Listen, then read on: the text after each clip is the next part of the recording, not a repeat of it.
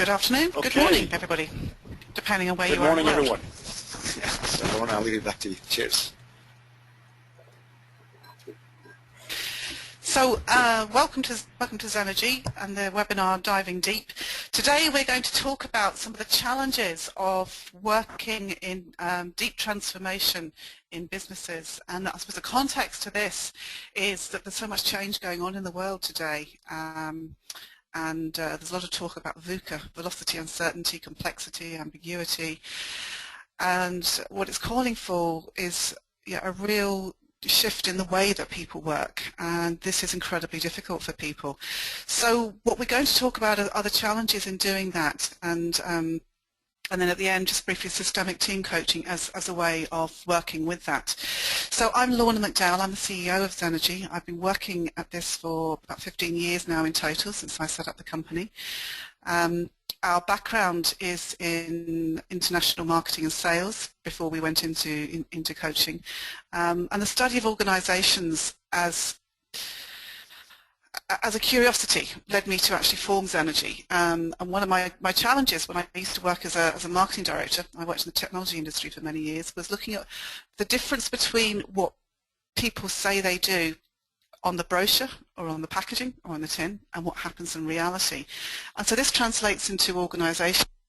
If we look over the last decade, for those of you that are working in HR, this will resonate with you. Over the last decade, there was a lot of focus on working to values and finding out what organisational values are. And values are great, but they have to exist beyond the staff handbook or on the posters on the wall. It's how do you actually bring about behaviour change, and how do you help people to work in different ways? So that's the context of today. Bernard, would you just briefly introduce yourself? You're talking from Dublin today. I'm based in Galway, and Bernard is in Dublin. Absolutely, Lorna. Thank you very much for this. I am in Dublin, and as I was looking out in the kitchen window here, I'm working from home today as I'm about to drive down to Galway where the HQ is based. I could see snowflakes coming down, so I am in Dublin, and it's snowing here almost. So a brief introduction to myself, and here I'm part of the faculty of the Systemic Team Coaching Advanced Diploma that we do, and I'm just in a support role with Lorna, but I think what I would like to do is to kind of review briefly what would you like to get out of this webinar. So thank you folks for the registration questions. There's a lot of discussions, things around getting buy-in, Lorna, selling the change. Any thoughts on views on getting commitment, benefits of spending time on developing the team, how to make cultural changes and make them that stick. So we're going to cover a lot of that, folks, maybe not to the depth that you would wish to, but we're running these on a regular basis. So please do follow us on LinkedIn, Facebook, or Twitter through our blog, and as we run these on a monthly basis. So that's it, Lorna. Over back to you.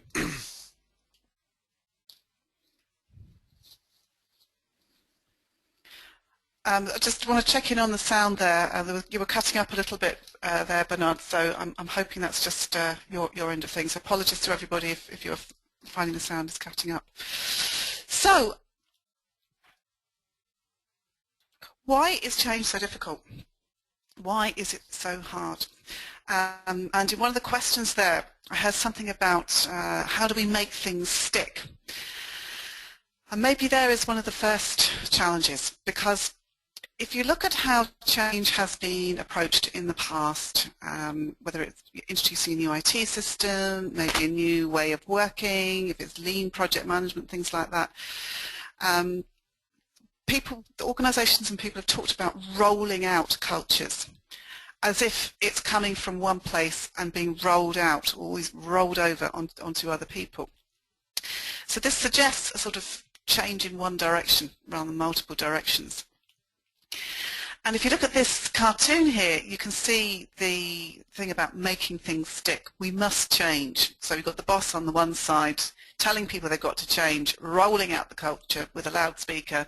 This is what it's going to be.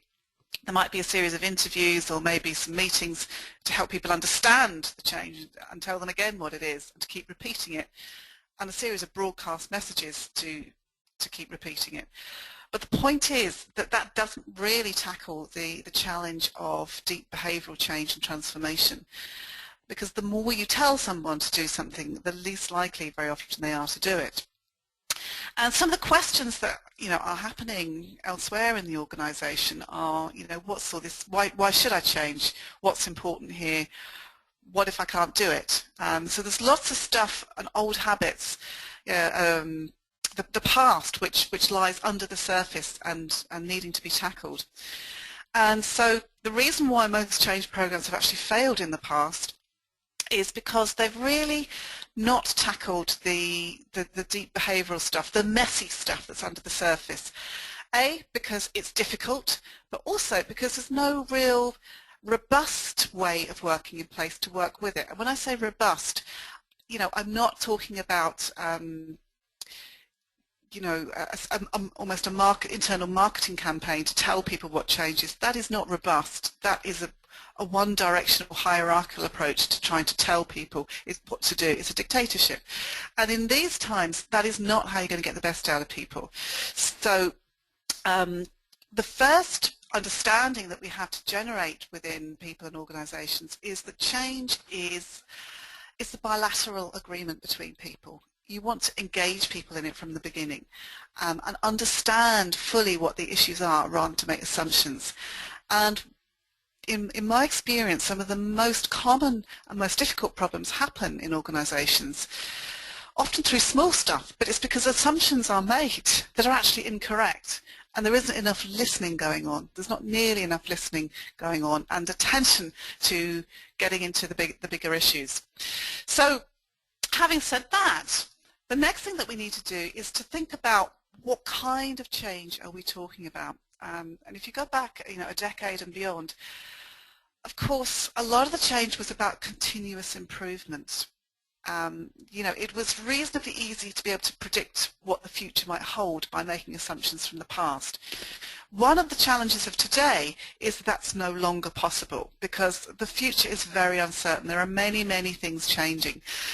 And so when talking about change, we have to distinguish between what we mean by change. Is it continuous improvement, which is largely fixing and doing what you're already doing, or is it real transformation, innovation, which is a total reframe of what you're doing? And there's this phrase called wicked problems, which means that these are problems which are just very, very messy and difficult to deal with because often there aren't specific channels to work with them. But it gets very personal, it's very deep, it's in the unconscious, not just within people, but it takes account of all the number of changes that are going on in the external environment. And so when you get that degree of change happening, old ways just will not work. It's an oversimplification to think that you can manage change the way that you used to. And so the strategy needs to be to build the capacity within people for constant adaptation and change. So change is no longer a project as such, but it's something that we need to build in constantly to the organisation at all levels.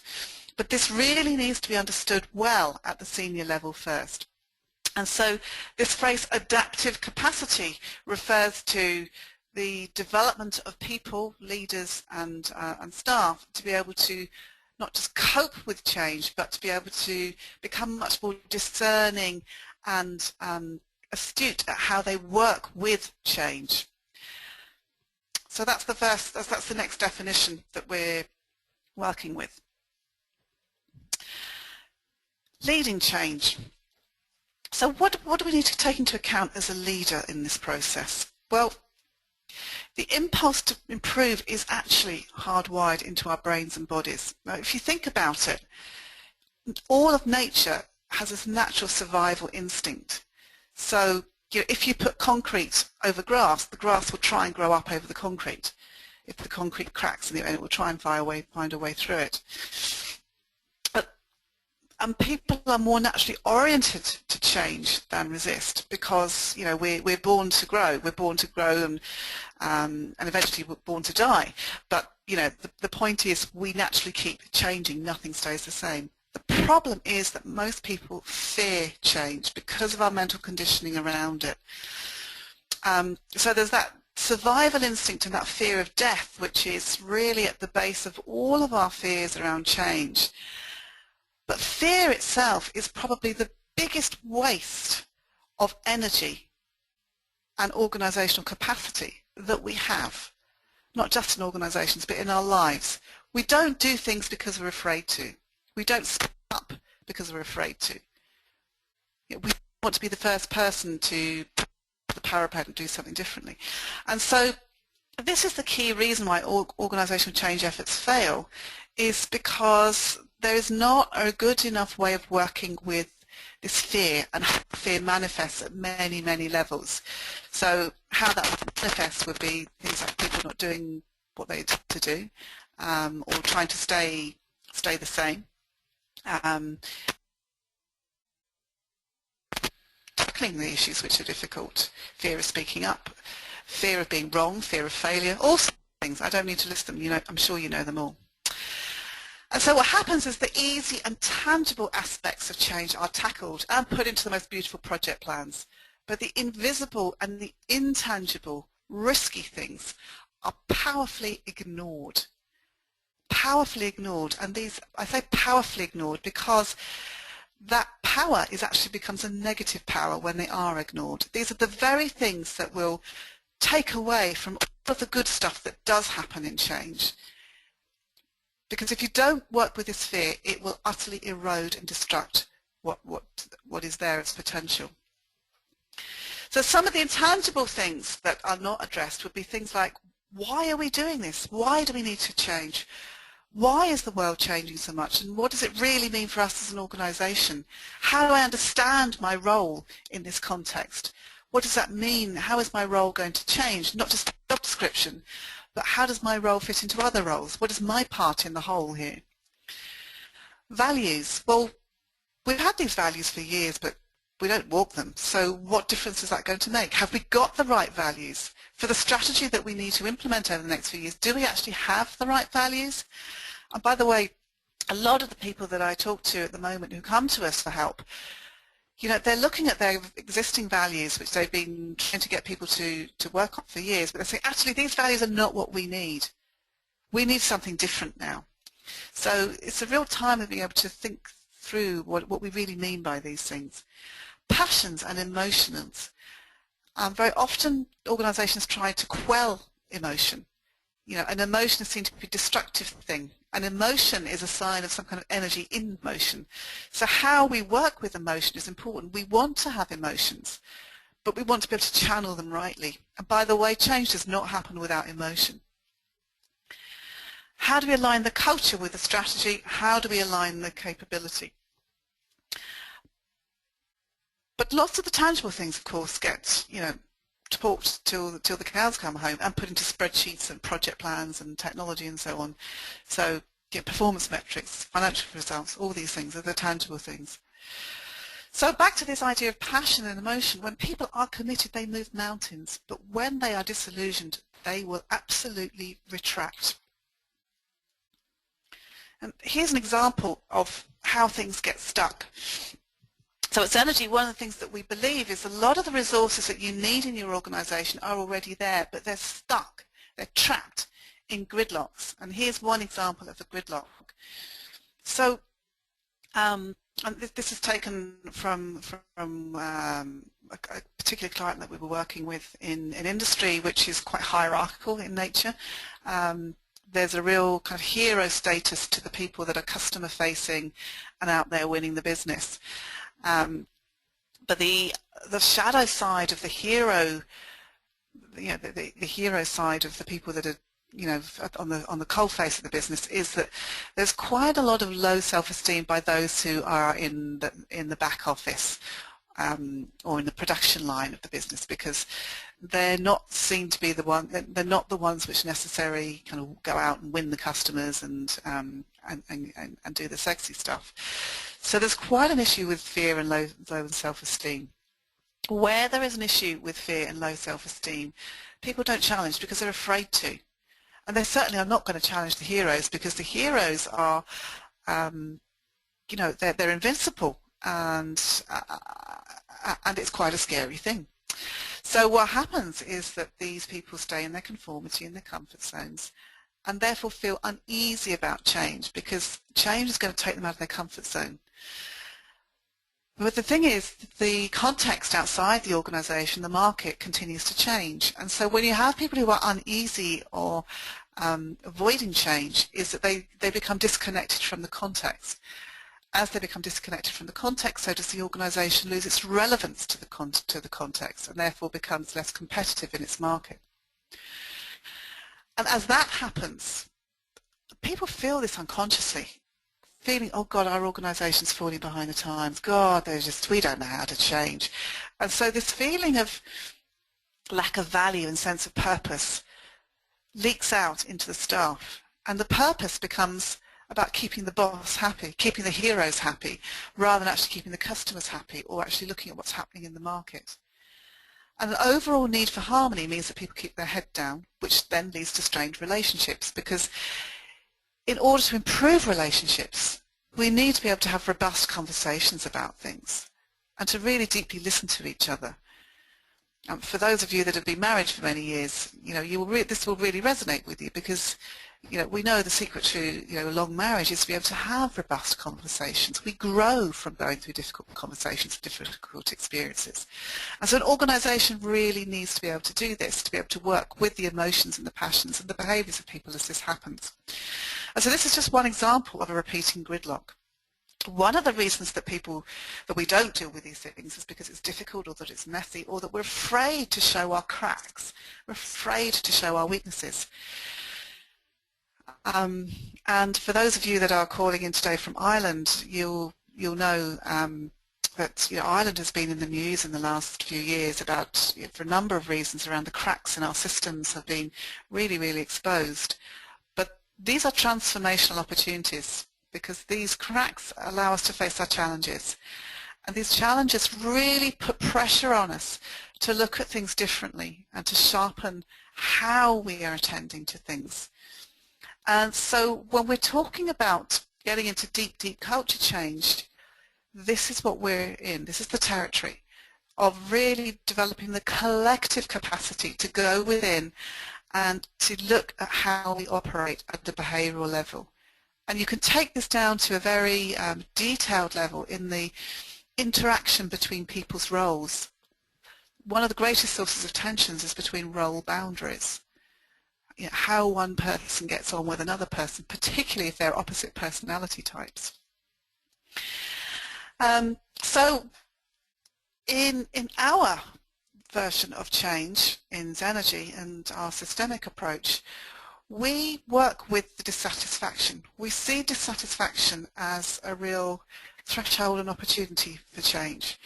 And this is one of the formulas that we use, is looking at what is the extent of the dissatisfaction. How do we work with that dissatisfaction to raise the issue? How do we work with an organisation to create a vision of what's possible when the future is emerging and you cannot be certain of what the future will be? There is tension in that alone. A vision statement is one thing, but an emerging vision statement is another. And thirdly, what concrete steps can we take now towards that vision? So how do we work with these things as a collective? And if you can work with those three things, described here as the D, V and the F in this formula, then you can overcome resistance. But if you're not working at these things as a team, as an organisation, and you're not working with these things connected together as related pieces, then you will be overcome by the resistance for change. And so these are very important elements for change journey. The next point, and I mentioned the journey there, is that change is a journey. It's not a project, it's not an implementation, it's not what you roll out to people. It's a journey of learning and discovery that you engage people with. So I've mentioned the word learning a few times, and I've mentioned the journey a few times. So you can see already that this is hugely connected with learning and development. We need to see a massive shift away from learning and development departments being the department which books you on a training course, Learning and development has to become a strategic enabler of the business. And this is one reason why. Change is a journey. And we've described the journey here in this diagram here, which, if you take the big picture view, shows a U-curve. But if you look at the detail of the U-curve, you can see there are many U-curves within the U-curves. And the U-curves get progressively lower as you reach the dark night, and they get higher on the right-hand side. You will also notice the timescale that is suggested here, up to 2 years. Well, if you think about it, the natural human incubation period is 9 months. And it takes at least 40 days to change any habit. And it takes another 40 days to institutionalize a habit. So you could imagine that to work on something as a collective is going to take much longer. So our experience is that deep cultural change journeys do take at least 2 years. There are, of course, stages within that journey. There are things that you can do to get going on the journey. At Zenergy we actually divide the journey into 3 broad stages, each one requiring a particular skill set and a particular shift in thinking. But one of the key points around this is that, well, there's 2 key points. The first one is that the piece in the green, which is the upper half of this diagram, this is the optimistic piece. So this is the tangible stuff which is generally dealt with today. The stuff which is in red, which is in the pessimism part of the diagram, is the stuff which is difficult. It's the stuff which is can't be seen, which we don't have a language for, which we don't have a process for, but it's the stuff that causes the tension. It's the stuff that we need to learn to work with. So the first point is that you cannot make this journey unless you go into the red bit. You can't just make it on the green bit. And the second point is that there are no shortcuts. And there are some milestones which need to be reached in order to make progress. The first one, which is where the warning triangle is, the first warning triangle is I suppose the will and the desire to actually get your feet wet and to start working under the surface, to start working with the messy stuff. The second warning triangle is about the ability to be able to let go of the past. And a number of you mentioned, how do we enable people to let go of the past? I'll come on to that in a moment. The third warning triangle is our ability to be able to scale this level of engagement across the organisation. And the other key learning point to working with this is the importance of building trust. And trust itself is a journey. Trust is not something that's given. Sometimes we trust people because of a title they have or because we think we've told them to do something. But that is not trust. Trust is only gained by really engaging with people on this deeply on this journey and working with them.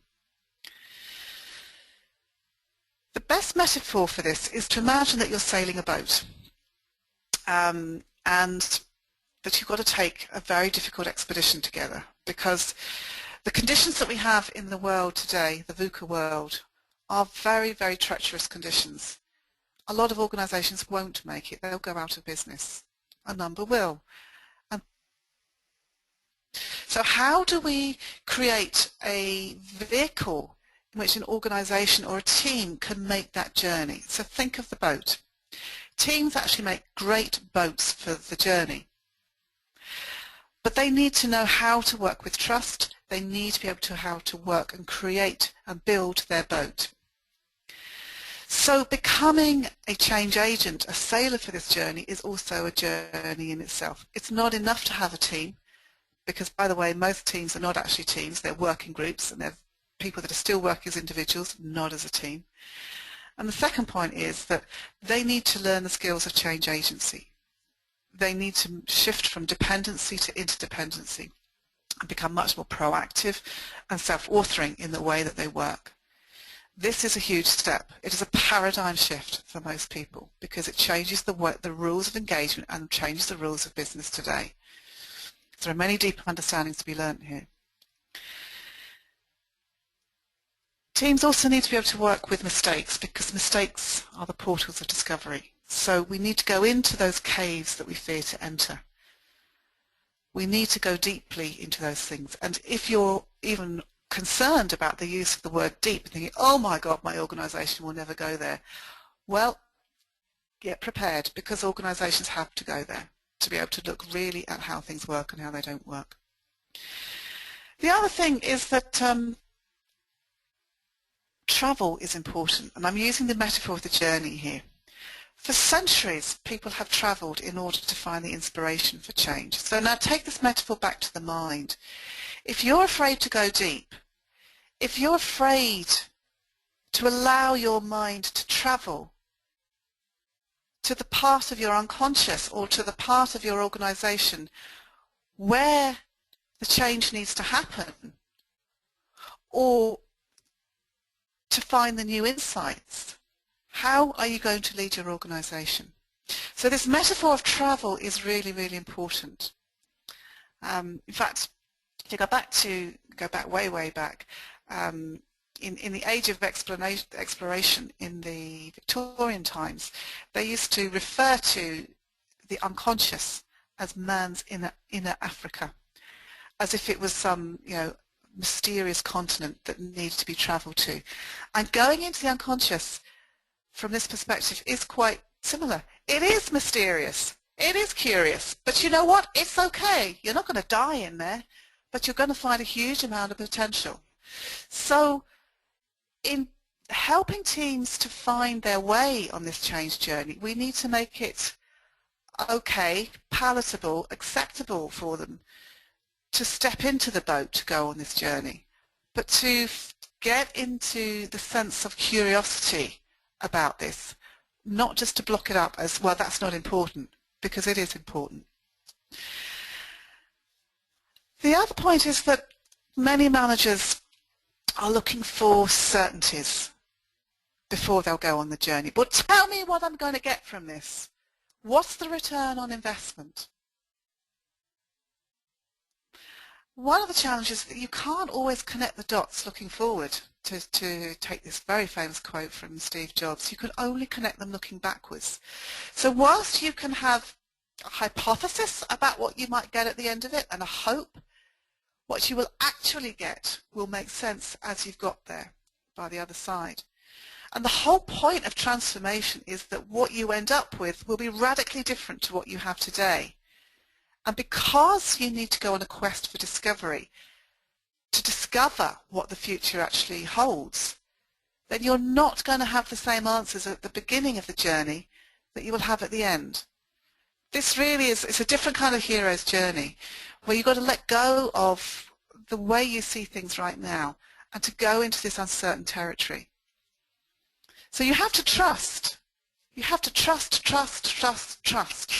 that things will connect somewhere in your future. And if you go into this in the right way, it will connect. But you, as individuals, or we as people, have to go into this and shift the way that we see things in order to see them as they are. So this can at times take people, really test them to the edge of their thinking, test them to the edge of their experience. And if you look at all change and transformation invention throughout history, it didn't happen in the mainstream. It happened by people that went to the edge, where they felt the pressure and the need for change. So one of our learning methodologies in Zenergy is that we use this metaphor of travel and journey when we work with teams. And by the way, this picture that you're seeing in front of you is one of our clients who visited us in the west of Ireland. This lady is actually from Russia. And we did an experiential learning program which took our clients to the Aran Islands to just experience what it meant to lead from the edge and to look back at their day-to-day life in a very, very different way. But what's written on the back of the sweatshirt here, we don't see things as they are, we see them as we are. This is one of the most important learning points in trust building and building that container for the journey, is that we have to recognize that the way we see things is absolutely built through our own programming and so on. So to sum up what I'm saying about the journey, there are stages to this journey. There is no shortcut. You cannot just go from the initial challenge to the rewards. You have to go through the journey. Now, I'm just going to give us a little rest from my voice for a moment and ask Bernard just to come in and share his experience of taking people through the journey. Bernard.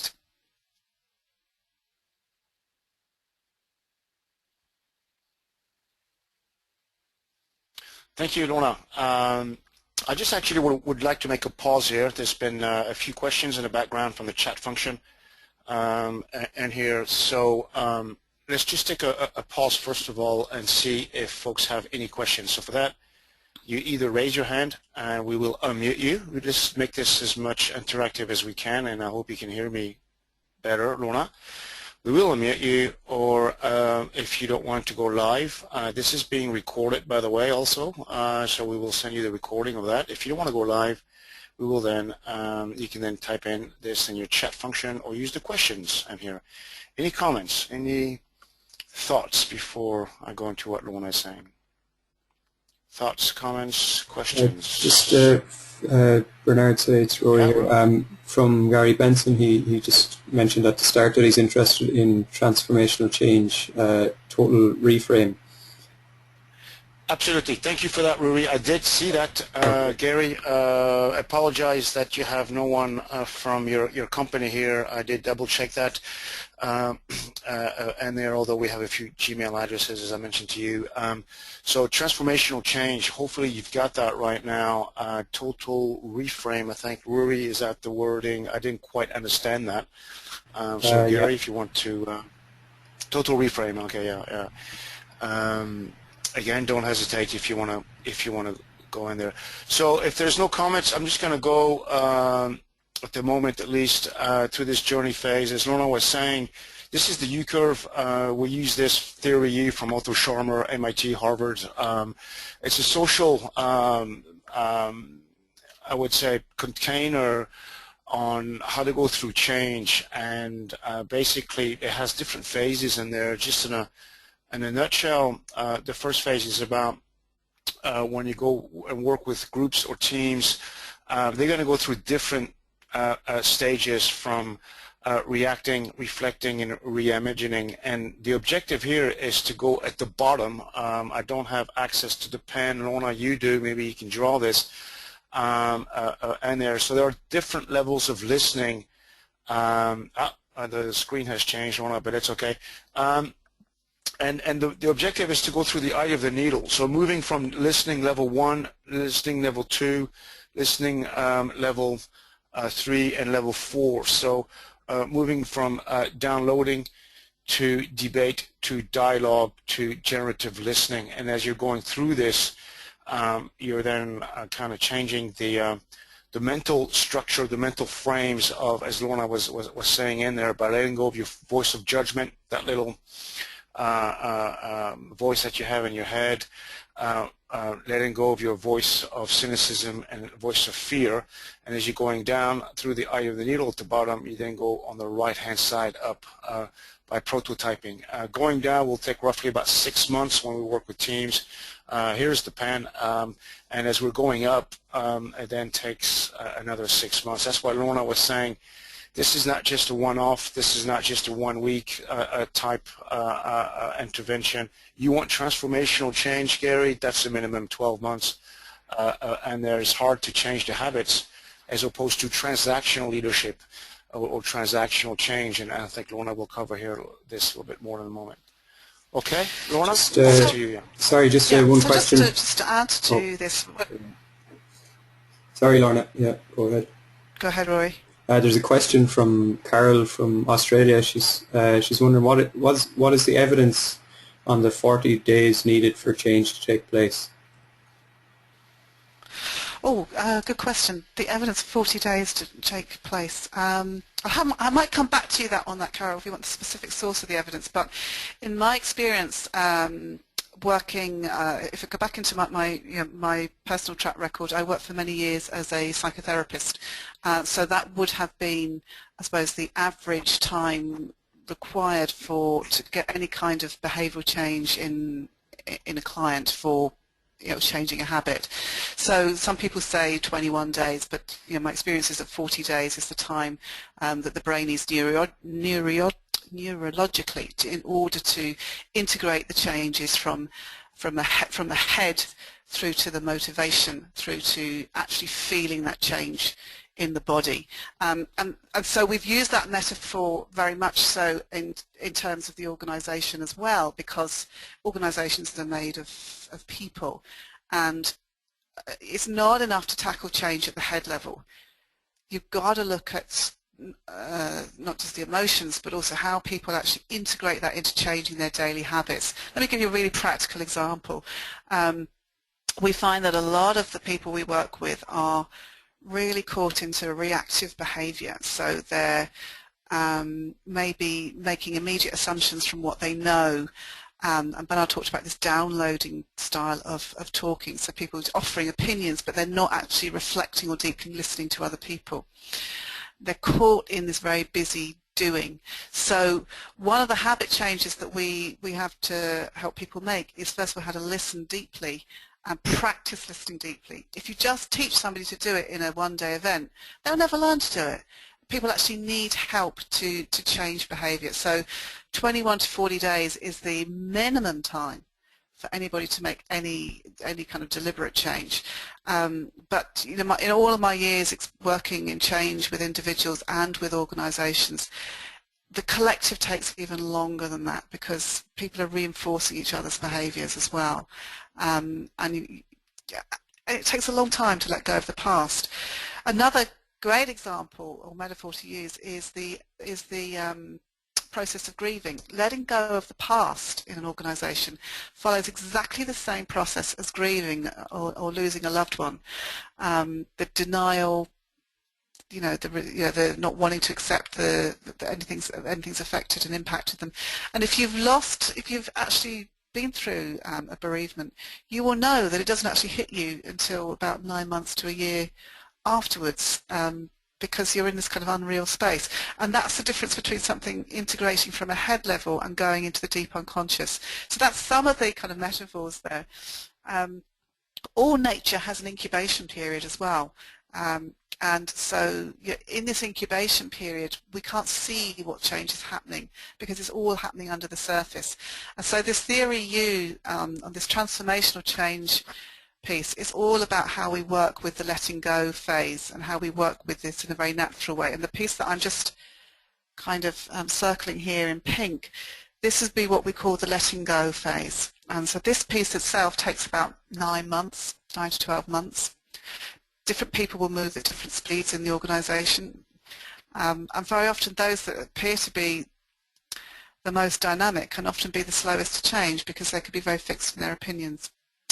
The next phase is what we call the dark night phase, which is the presencing phase, and this is the second bit at the bottom, and this is where the new insights are really starting to take hold. Like, the team have let go of an old level of thinking and they're really thinking and working from a completely different paradigm. So it's still a little bit tender because you haven't got used to working in the new way and it feels untried and untested, but it's very, very exciting. And then the third piece, which is the final part of the 2 years, is how do we take that further, how do we engage others in that, and how do we connect with other teams, and how do we scale the new way of working.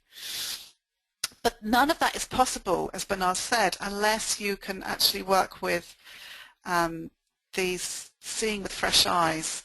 And so Bernard talked about the voice of judgment, which is this VOJ thing here. So that means about releasing our assumptions, releasing our judgments, and even looking at the way that we think without realizing how we think. Most people are not aware of the assumptions that they put into a piece of speech. So there's one that I've just made, for example. Most people are not aware. We do this all the time, and it can be really, really destructive in teams when people are just chucking in assumptions without really checking their assumptions or validating what they're saying or really deeply listening to each other. So you might be saying, oh, God, this takes a lot more time. Yes, it does, but you know what? You get better results and you end up saving time in the long run. The other thing is cynicism. being able to let go of the this will never work. The cynicism happens in our transition between phases, that one part of us has still got one foot in the old world and another foot in the new world. So there's a lot involved in actually transforming mindsets, and so I was thinking this is not enough to just work at it by trying to, I lost the screen there. It's not enough to work at it by just broadcasting and telling people what change is going to be. It just doesn't work that way. Okay, so let's move on. Let's get rid of this pen. Lorna, if I could just come in there, Gary just had a couple of points that he wanted to raise. Yeah. So he said that we are smack bang in the middle of transformational change, and in his view it is having a profound effect on his colleagues, as in they're shell-shocked. But he suspects that the strategy being adopted is to grasp the nettle now and manage this change over the 24 months it will take to change the frame. And at Harvard, the golden rule is never waste a recession. That was his first point. And then he went on to say, I should point out that the singularity that came out of Davos was the pace of change. How do we equip our workforces to now cope with this pace of change, and driving high-performance cultures? Yeah, yeah. Lorna, I think we'll answer some of these questions at the end. I'm conscious of time. There's some very, very good points here, Gary. So may I suggest that we move on, and then we'll come back to that. I would absolutely love to comment on that. Let's come back to that at the end, because I think that's a very important and profound statement there. Okay, so we've talked about I suppose the how to work with it, but let's just talk a little bit more about the practicalities of how one might take this forward. And we talked about creating containers for change too. So I've got to get my slides working again here. Oh, how do I erase all drawings? Great. So use the eraser. Okay, yeah. So how do we start? We've said that this is like taking an Arctic journey, and you mentioned there that what was said at Davos about the speed of change, profound speed of change. We haven't even got a clue really of the amount of innovation and change that's going to happen in the next decade, quite apart from things like global warming, which are set to create a huge amount of displacement to all kinds of things. So what preparations do we need to take? So using this metaphor as a boat, let's take this a little bit further. So let's imagine that we're taking a trip through the Arctic on a sailing boat. What preparations would we take before sailing? Oops, oh gosh, excuse me. Yeah. So what makes a boat robust? What is it that boat needs to be in order to move through that icy water? Well, it needs to be fit for the ice. So you need a structure and form that can contain people for the conditions that it will encounter. So it needs you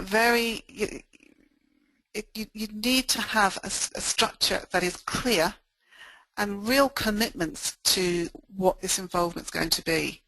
An understanding of what we mean by transformation, not just the word, but the fact that transformation does involve a huge shift in mindset and behaviour at a very detailed and personal level. That the rules of business are changing for everybody. The rules of being an employee are changing. What you thought you might have signed up for 10 years ago could well be different in years to come. So there needs to be a commitment in the container between those that go on the journey, not a commitment to things are changing and we need to work together to make this, to understand what it is. That's going to take time. So when we work with a client, for example, over the 2 years, we will generally carve out a period of time to begin with, be it 6 or 9 months just to get going. And during that time, we will commit to meet on a regular basis with a team to walk through and to work on all of these issues. To give you an example, it's generally a half a day to a day a month. And it doesn't matter where in the world the team is, but the team must commit to doing this. So where a team cannot be face-to-face, you get them meeting online, but distance or money should not be a reason why people cannot meet to work together. But that commitment to time is crucial, because in today's environment people always find excuses that they haven't got time to do this, that or the other. I'm too busy. That is just one example of the behaviour that needs to be worked with, because time isn't the issue. This transformation is so important. It really requires people's time. But first of all, it has to require the time of the senior management team, or as many of the senior people who are committed to change as possible, in order to get those understandings. Because there are also commitments that need to be made with the stakeholders around going on the journey. It sometimes means things might get worse before they get better, because we've got to open up that can of worms, we've got to get the stuff on the table, we've got to talk about it. Now, whilst it means going into apparently treacherous territory, I can tell you that most people are fully relieved to be talking about the issues that have been under the surface. Even if it's difficult, they're glad to be talking about it, because it's been like a pussy blister that has been growing, and there's huge relief in being able to talk about it. But we need commitments about how we're going to work together on that. So these are certain rules of engagement around the fact that we will enter this in a non-judgmental way, and so on and so on. So there's certain commitments around building trust. For this, you need really experienced facilitators and coaches to work with you in the first piece. Okay, our role, particularly as Energy, is to teach people to do what we do, so that over time, these skills become absolutely instilled in the way that people work.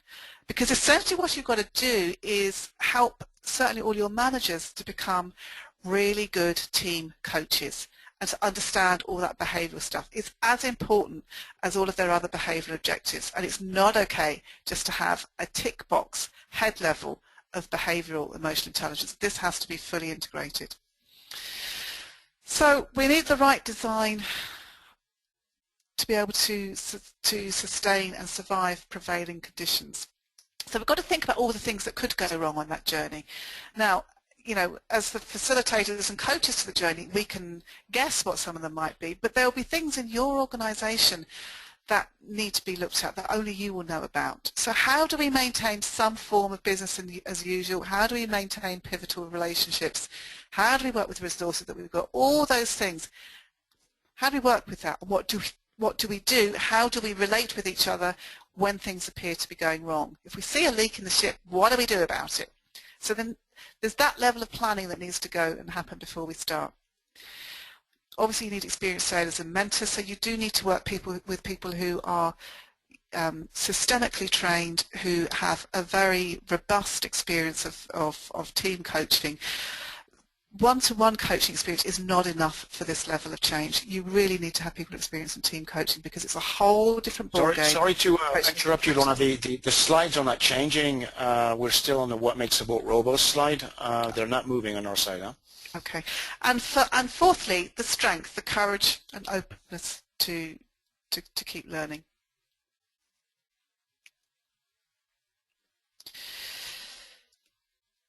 Some most common problems that happen around getting started with change. The fear of the future. Let's wait. Let's wait and see. Let's wait till this is proven. We'll see what other people do, rather than actually getting on board and doing something now. Too busy with immediate crises, too stressed to be strategic. This is a major issue. Over 70% of organisations, there was a recent McKinsey survey of multinational organisations, over 70% said that their senior managers were too busy or unstrategic, and therefore not addressing the crises that they've got at the moment. Avoidance of the mess, avoidance of the wicked problem. Hoping somebody else will take responsibility. Now this is a great one. Pass the hot potato. Whether upwards, downwards, sideways. Senior managers dedicate a team to go out and look at it. Middle managers throw it back up to senior managers. Even the senior managers pop it to each other's functions and responsibilities, but everyone's passing the hot potato. Not making time to learn. Now I had a conversation recently with somebody who said, well, I've been consulting for years. What are you going to teach me that I don't already know? Well, the point is, this is a whole new ballgame. and we need to learn how to learn again. The way we learnt and what we learnt only has a limited value in the current paradigm that we're moving into. So learning how to learn again is crucial. And learning isn't about just signing up for a training course. It's much more than that. It's learning from the everyday, learning from each other, listening to each other. Not recognizing what you don't know. I think this is a great one. How do you know what you don't know? And looking at what's happening outside the organization. But a key point here, it is a mistake to wait too long for certainty. If you are looking for certainty, you are not going to find it. You are not going to find it. So change actually starts with you. If you're on this webinar today, you're potentially a change agent. You might be thinking about taking something into an organization. So you are the first person that you need to work with. How do you need to step up? What's going to happen if you don't? What's your burning platform? What's your ambition with this? How are you playing small? How are you working with the intangibles? But when we begin working with an organisation, we identify people in the organisation who have the potential to be key change agents for transformation. Because transformation needs those who will help to lead others with it. One person is not enough. You need normally a tipping point of 3 to 5 people, depending on the size of the organisation, because you can achieve a lot with that.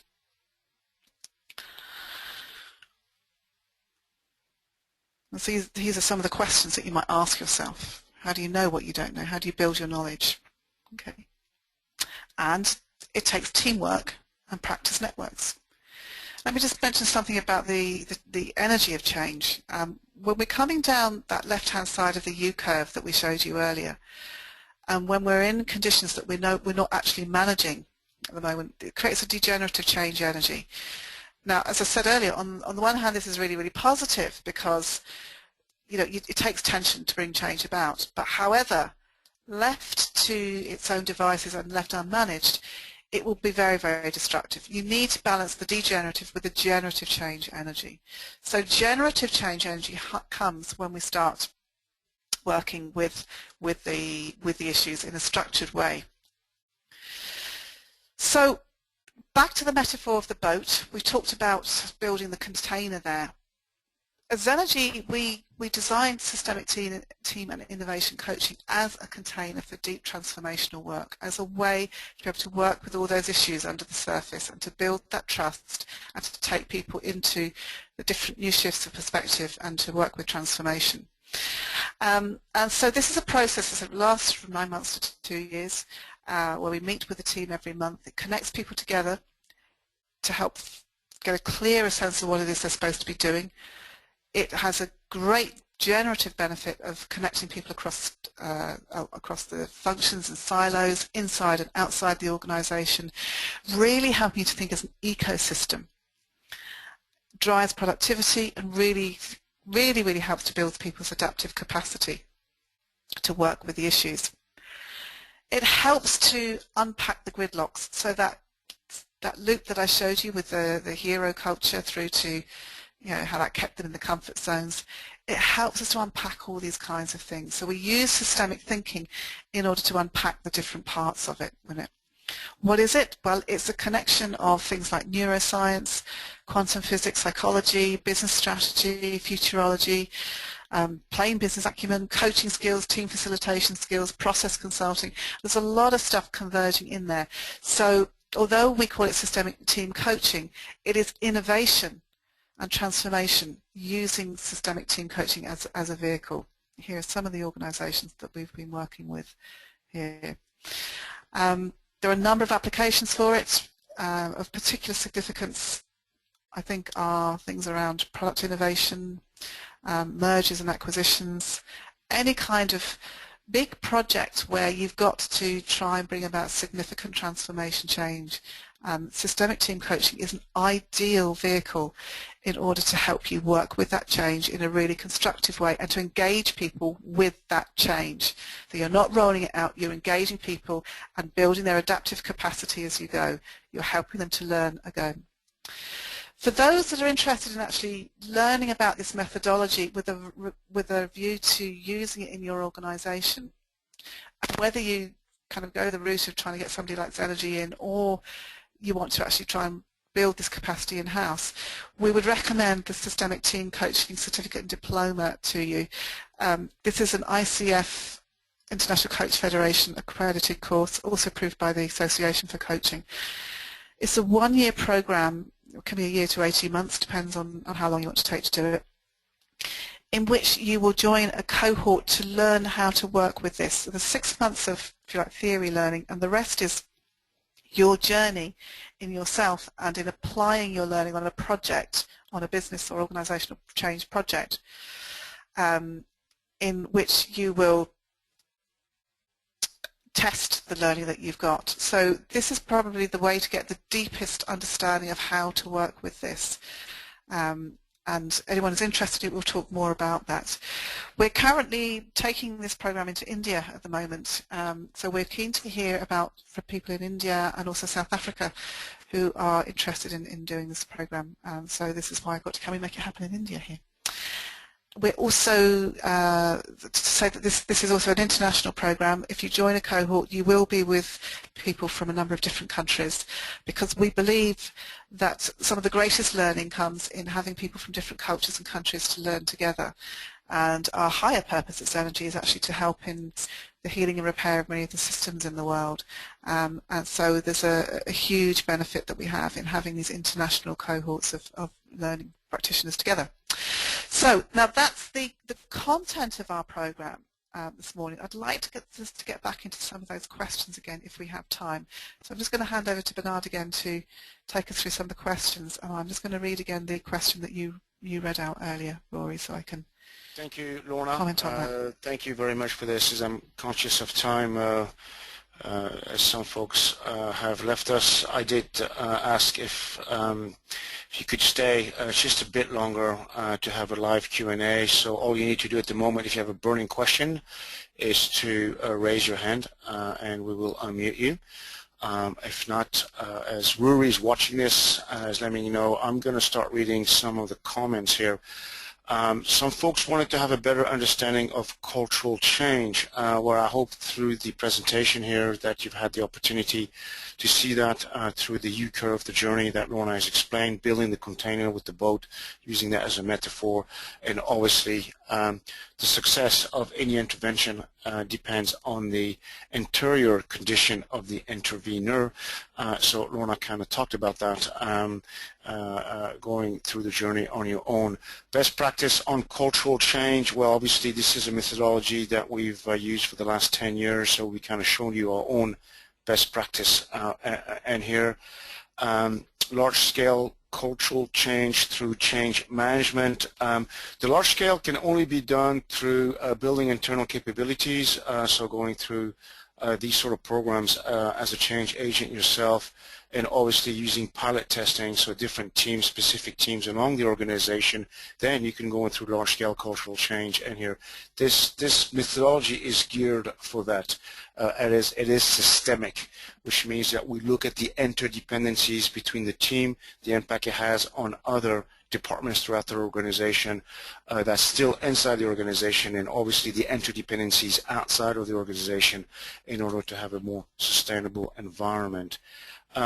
See how others are getting on the journey. Don't understand that comment. How to make cultural change and then make it stick.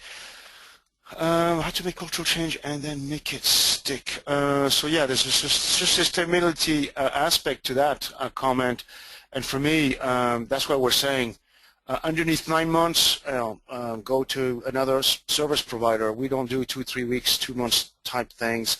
And there was another question, I think, from someone from Australia. By the way, Carol, hope it's not too late for you up there. You know, neuroscience in itself will tell you it takes 3 weeks to change a habit. So there's been a lot of theory and research in that. Tips, tricks, pitfalls to develop a culture. We've shown a few, maybe not enough. You might need to go back to some previous webinars that we have. That's about it in a nutshell, as I'm conscious of time. Is anyone want to, looking if there are any hands raised? No, there are none. any other comments you want to make, Lorna? Yeah, Devils. Yeah. Apologize. Yeah, Gary's question. Yeah. Yeah, I loved his comment. Never waste a recession, and make the change now. And he said people are feeling shell-shocked, and integrate the change over the next 24 months. Well, sometimes that has to happen because you have to act now to make change, but you can still help people work with the change through a process like this. And I think that's all part of it, and that this process accepts that things never happen in what might appear to be the perfect way, but we have to work with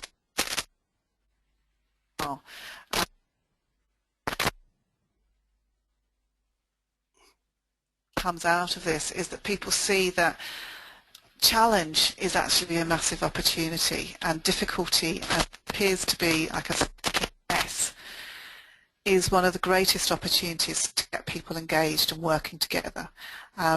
So the biggest thing that we actually have to release is fear, but we have to create these kind of safe containers such as team coaching processes so that we can begin to work with that. And the whole point of working with it on a team basis is that team is a fractal of a bigger organisation. So by working on a team, those team members are always connected to other people. They will have an impact on others. But you can engage the organisation through building this team into being an organisational learning process, which then institutionalise into the organisation.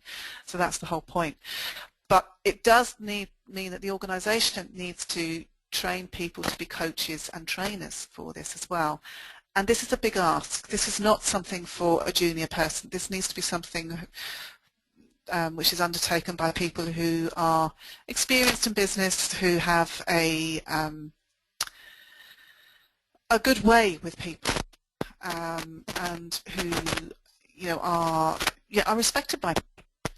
That's not to say young people are not important here, because my goodness they are. And when we're training, we're always looking for who is the young person that's got a natural way about them that will become a change leader. We want to get those high potential people trained up on this kind of stuff as soon as possible. Okay. Just to one organisation that we're talking to at the moment, they're looking at how they're going to train all their high potential people in this particular programme across their key regions in the world.